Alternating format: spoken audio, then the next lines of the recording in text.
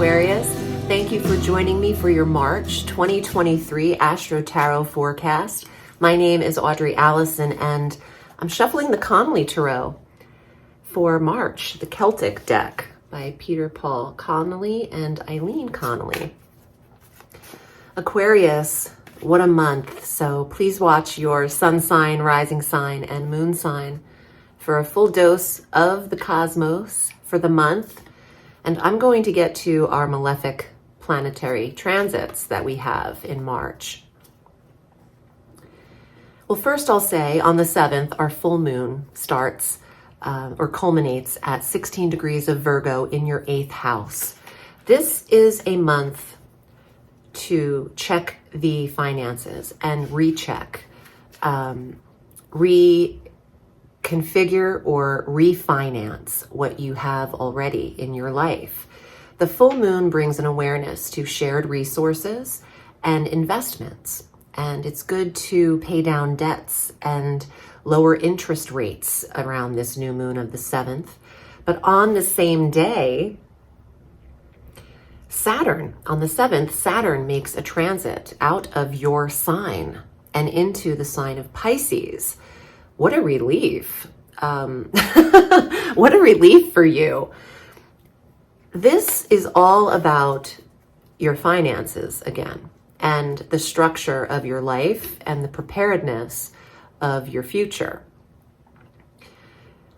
Saturn is the planet of limitations, realignment, focus, lessons, and in your second house through May 25th of 2025, Saturn here is establishing self-worth and a value to Aquarians that they haven't had before. There's a new level of wealth for Aquarians. And this isn't always a comfortable transit at first, but halfway through the transit, through the end, you'll notice the benefits of what Saturn here has done for you. So you might not feel as free to spend with Saturn in this sector initially, because it's about honing in on what you have and refinancing, and even seeing a financial advisor and a planner or a strategist around your earnings and your financial wealth and assets. This is about building strength in Aquarians and responsibility into Aquarians' life, fiscal responsibility. And by the time this planet leaves, there's a lot of savings that you have accrued from this transit. It's also about that self-value, like I mentioned, and you feeling confident enough to provide for yourself and or family and long term. Saturn being the grandfather planet, this preparedness would last a lifetime. It takes Saturn 27 or so years to get around the wheel. And it is not all, it's frustrating in the sectors that he transits through, but it's always to kind of elevate you, even though it wasn't so smooth all the time. But the goal is to ascend, and that's what these transits are doing. We're not really going like this, we're going like this. We're like a tube effect going through the atmosphere. Saturn is realigning your finances right now and how comfortable you are in your life and in your own skin. On the 16th, Venus makes a transit into Taurus through April 11th. Venus then will be in your 4th house of home. This is about design, decorating, aesthetics, beauty, art, entertaining, attraction to the home life, the comfort of your environment, being around your mother if she's still with us, loving energy for the moms in your life. Now it's that time of year when the sun transits into Aries on the same day as Mercury, on the 20th, is our vernal equinox in the northern hemisphere. Additionally, the new moon occurs at 0 degrees of Aries on March 21st. This is a clean slate for the world. New moon at Aries. Okay, for Aquarius, this is all energy in your third sector of community, neighborhoods, siblings, local travel, what's close to you in proximity, and your communications sector and transportation. So there is a new way of connecting for Aquarius and the people around them in their lives. This could also suggest you getting away in that time frame and taking a minute to explore what's near you, like a vacation, a staycation, or something close to you around the 21st. If you are in a harsh dynamic with your siblings, this is a moon that is desperate for resolve. At 0 degrees, this suggests wiping the slate clean with siblings and starting fresh in your commitment to one another to be kind, charitable, and be open to communication with them, at least around that time. Now we have another malefic planetary transit, but brief.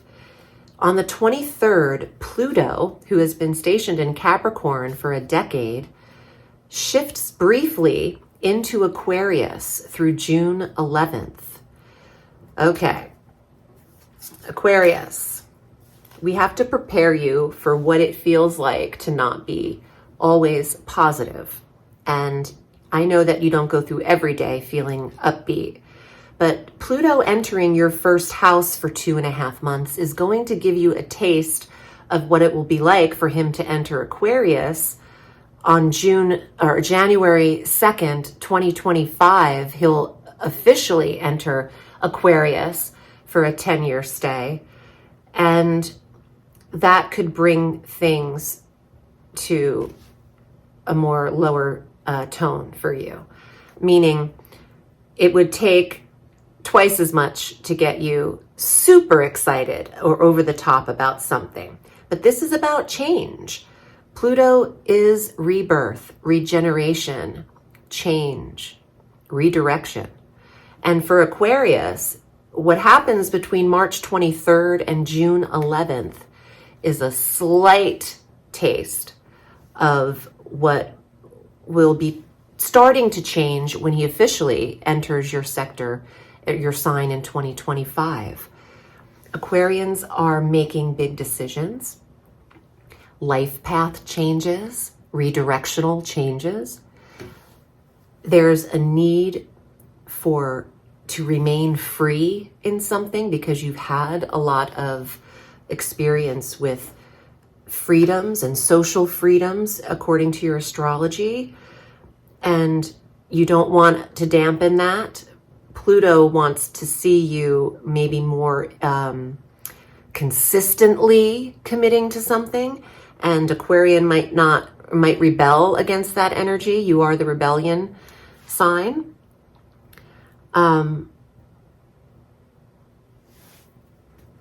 Do what you can. Do what feels comfortable and right. It would be beneficial to get therapists prior to the Plutonian transit. I say that because you can experience low bouts of depression with Pluto in the first house. You don't have to, but it is interpreted that it can come up that way. And if you're not prone to depression, it doesn't mean that you will be then, but it just says that you might not be as lighthearted and let everything roll off your back like you might have before. But expect life path changes and rebirthing, like phoenix rising from the ashes type of changing, getting out of something, surviving a rough cycle, and then deciding to make some changes. Mars on the 25th, enters Cancer through May 20th.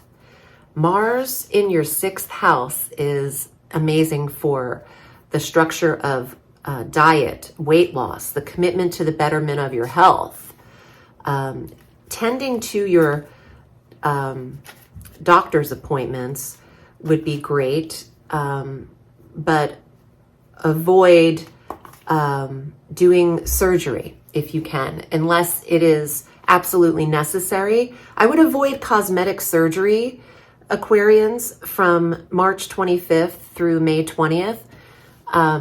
Mars represents blood flow, needles, sharp instruments, and bruising. You could bruise or bleed too easily when Mars is in the 6th house, 1st or 6th. But tending to your health and getting your blood work done and your annual physicals would be excellent, and rapid and getting results quick would work for you. But putting action and energy into the animals and pets of your life is here. And some Aquarians are adopting or rescuing male animals at this time, the masculine Mars planet in the sector of pets and animals. Aquarian, let's see what is here, Aquarius, in your cards. And if you'd like a reading with me, I'm at audreyalison.com, but you can always find me, my calendar, at audreyalison.as.me. Okay, let's see. King of Wands, fire sign energy, Aries, Leo, Sagittarius. Let's see what's here. Very creative card as well, and independent. The Four of Wands. There's cause for a celebration and possibly some kind of reunion or coming together. The King of Wands is reminding me of the time of Aries, and we have that springtime energy and the new moon at 0 degrees of Aries. I want to see what else comes in. The Wheel of Fortune. It is the right time for change. This is the card of transformation. Pluto in your 1st house is transformation. And you will have luck with this. It doesn't have to be horrific or negative. It just means you are going through, right here, look, it just caught my eye. Rebirth. Yeah. And from head to toe, I said this in another reading, but I feel like it's about an exfoliation of you from head to toe and spinning you around a couple times and then sending you off into the world. Be prepared to allow yourself to change. You don't always want the same things that you did 10 years ago. And that's what this transit of Pluto is about. Asking the self, the 1st house, what you desire now. What do you want? Where are your changes? How can you reprogram yourself? 10 of Wands suggests that there is a burden or you are overwhelmed in your life.